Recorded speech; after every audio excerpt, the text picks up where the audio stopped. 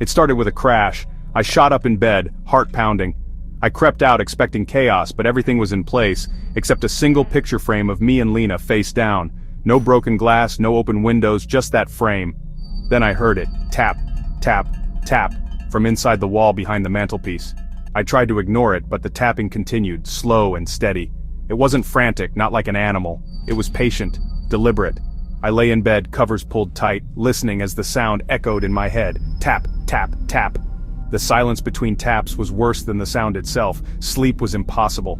Every time I drifted off, the tapping pulled me back. It felt like a countdown. I imagined fingers drumming on the other side of the wall. What was in there? Who would believe me if I called for help? So I just lay there, the tapping following me into a restless, nightmare-filled sleep. It was a constant, unwelcome companion in the dark, and I knew deep down it was only the beginning. The next night, the tapping returned, louder, more confident. Tap, tap, tap, pause, tap, tap, tap. It had a pattern, a rhythm, like a code I couldn't crack. I sat on the sofa, dinner forgotten, staring at the wall. I recorded the sound on my phone. Hearing it played back made it real. It wasn't just in my head, it was in my house. The pattern repeated. 3 taps, pause, 3 taps. I searched for Morse code, secret signals. Nothing matched. The lights flickered in time with the taps. The house was talking to me. The air grew cold. I felt watched, even when the tapping stopped. The silence was heavy, like a whisper I couldn't quite hear. I started seeing shadows, feeling eyes on me. The fear was constant. The house felt like a cage. I was trapped inside with something I couldn't see. It wanted my attention. It wanted something from me, and I was starting to understand I was alone with it, completely alone. A week in, a new horror began. A smell, sweet, sickly, rotten, drifting from the vents. I cleaned everything, but the stench only grew stronger. It clung to my clothes, my hair, the furniture, the smell of decay. It was strongest by the wall where the tapping came from. Air fresheners only made it worse. The tapping changed too, more urgent, more complex. I tried to decipher it, pen in hand, but it was impossible. My friends stopped visiting.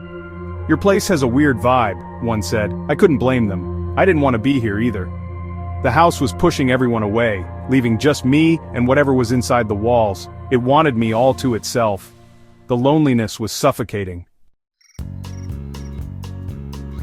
One night, I woke to a text from an unknown number, SOS. The pattern from the wall, 3 dots, 3 dashes, 3 dots. Someone had translated the sound. I tried to reply, but the message wouldn't send. Calling led to silence.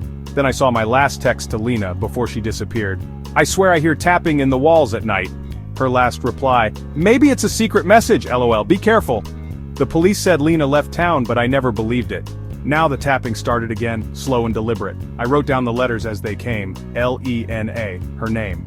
The tapping was spelling out her name. A wave of nausea hit me. It wasn't a ghost, it wasn't an animal, it was her. She was in the wall and she was trying to talk to me. The truth was more horrifying than I could imagine. She was reaching out from the darkness.